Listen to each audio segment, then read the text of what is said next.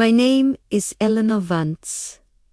I am 58 years old, and for the last 2 decades, I've been a senior executive at a global firm based in Seattle. To my neighbors, I'm just the quiet woman in the modest apartment, the one with the old sedan and the simple wardrobe. They don't see the departments I oversee, the budgets I manage, or the careers I've helped shape. I never felt the need to display any of it. All I ever wanted was a peaceful life. My son, Daniel, doesn't know the full scope of my work. He knows I have a good office job, that I'm comfortable. But he's never seen the real scale of it. I raised him to understand that your character is your true currency. That money is a tool, not a measure of a person. When he married Isabel, 3 years ago, I saw how he was slowly drawn into her world, a world of designer labels, loud restaurants, and people who wear their wealth like armor. One Tuesday evening, as I was reviewing a quarterly forecast, Daniel Cayet, his voice was strained, overly formal. "Mom, Isabel's parents are in town from New York. They'd like to meet you. We've booked a table at the Gilded Plate for Saturday night." Something in his tone, a tightness, made me pause. This wasn't an invitation. It was a summons. "Do they know anything about me?" I asked. A brief silence. "Then I told them you work in an office and that you prefer a quiet life." That word, quiet, hung in the air long after we hung up. My own son, the boy I taught to see beyond surfaces, was now worried I wouldn't measure up. That night, listening to the rain tap against my window pane, I made a decision. I would go to that dinner exactly as they imagined me. Plain, unassuming, and utterly ordinary.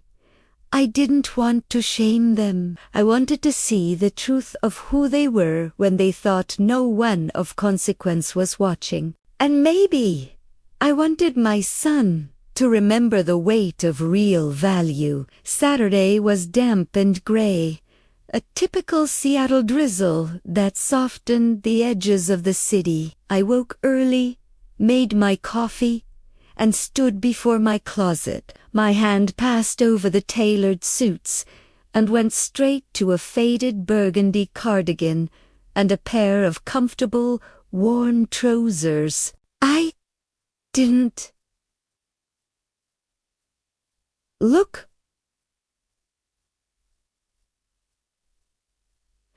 I didn't look.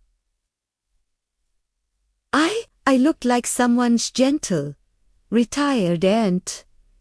The reflection in the mirror was perfect. The cab ride downtown was slow. The driver, a man with a kind face, made small talk. "Meeting someone special tonight?" he asked. I gave a faint smile, in a manner of speaking.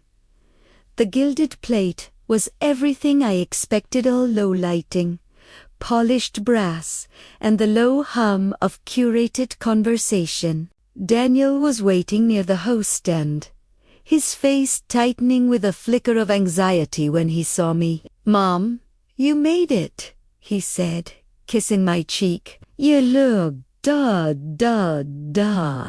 nice." Isabel greeted me with a careful, airy hug. "So wonderful you could join us, Eleanor." Her smile didn't reach her eyes. Then came her parents, Richard and Penelope Sterling. He was in a cashmere blazer. She was in a silk dress, her pearls gleaming. Penelope extended a slender hand. "A pleasure," she said, her voice like smooth honey. "Isabel mentioned you lead such an uncomplicated life." I smiled. "It has its rewards." As we sat, They took control of the conversation, their summer home in the Hamptons, a recent auction at Sotheby's, the tribulations of finding a reliable sommelier. When they turned to me, their questions were delicately pointed. It must be challenging, managing all on your own at your age, Richard inquired, his tone suggesting he was stating a fact. I simply nodded. One learns to adapt. Then Penelope leaned in, her voice dropping to a conspiratorial whisper. Daniel has such a generous spirit. We were thinking, if you ever need a little help, we could provide a small stipend, just to ease your mind. I met her gaze, my expression mild. How thoughtful of you! For a moment, the table was silent. Daniel looked down at his plate, a flush creeping up his neck. Isabel shifted uncomfortably. Penelope's smile remained, but it was now patronizing. We were thinking perhaps 1,000 a month. It would let Daniel and Isabel focus on their future without worry. I set my water glass down softly. $1,000, I repeated, as if considering it. Precisely, Richard chimed in. We believe in supporting family. It's important to help those who are less fortunate, less fortunate. The words settled in the quiet between us. I looked at my son, who couldn't meet my eye. That is generous, Primera sighed calmly, then I tilted my head. Out of curiosity, what was your contribution to their townhouse? Penelope blinked, caught off guard. The down payment was $60,000 and another $20,000 for their wedding in Tuscany. I nodded slowly. $80,000, that's roughly what I earn in a month. The air at the table solidified. Richard's fork stilled. I beg your pardon? I'm the regional director of operations for Aetherius Corporation, I said, my voice even and clear. I oversee the Pacific Northwest Division. The people I respect don't confuse net worth with self-worth. The color drained from Penelope's face.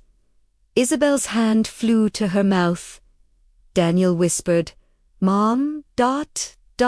I looked at him, my gaze soft but firm. You told them the truth, Daniel. You just forgot that simple doesn't mean small. I reached into my plain leather purse and placed my corporate card on the table.